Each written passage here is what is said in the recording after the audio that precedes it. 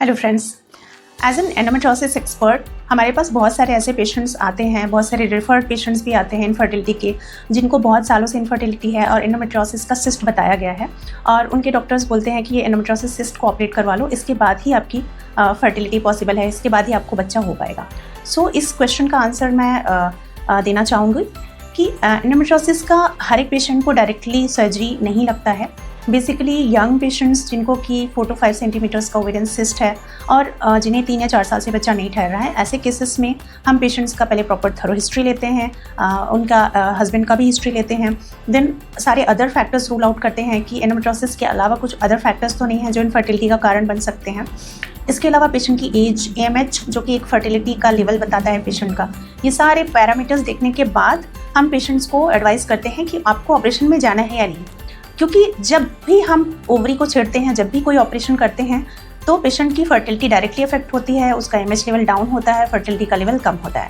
सो ऐसे पेशेंट्स को हम पहले ओवेरियन oocyte प्रिजर्वेशन की सलाह देते हैं, जिसको कि हम ओवम पिकअप भी बोलते हैं। पेशेंट्स को कुछ दवाई देके, उसके कुछ फॉलिकल्स बना के, फॉलिकल्स को रिट्रीव करके प्रिजर्व कर लिया जाता है और उसके बाद हम पेशेंट को आगे ट्रीटमेंट की सलाह देते हैं कि आपको मेडिकल ट्रीटमेंट में जाना है या सर्जिकली ओवेरियन सिस्ट को ऑपरेट करके हटाना है।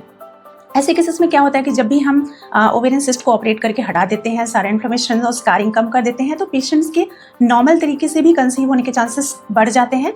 और अगर पेशेंट आगे जाके नॉर्मली कंसीव नहीं होता है तो उसके हाथ में कुछ अच्छे गुड अमाउंट ऑफ फॉलिकल्स रहते हैं, जिससे कि वो अपना IVF करवा सकते हैं और अपनी फर्टिलिटी को बरकरार रख सकते हैं।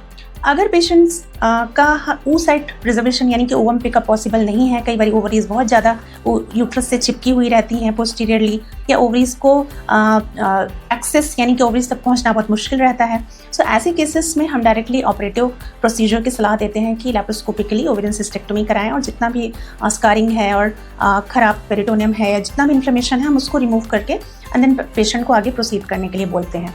सो एक पर्टिकुलर और ट्रीटमेंट हर एक पेशेंट पे नहीं काम करता है। It should be tailor made treatment for endometriosis.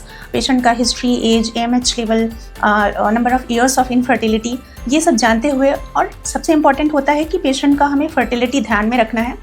ऐसी कोई भी प्रक्रिया या प्रोसीजर जो उसकी फर्टिलिटी को सबसे कम अफेक्ट करे और फर्टिलिटी को बढ़ाए, ये हम प्रोसीजर्स पे ध्यान देते हैं। So this is our whole motto of treating endometriosis patients with infertility. Further ऐसे ही नॉलेजेबल वीडियोज़ के साथ आप हमारे साथ बने रहिए, हम आपके नॉलेज को एनहांस करते रहेंगे। Thank you so much for watching this video.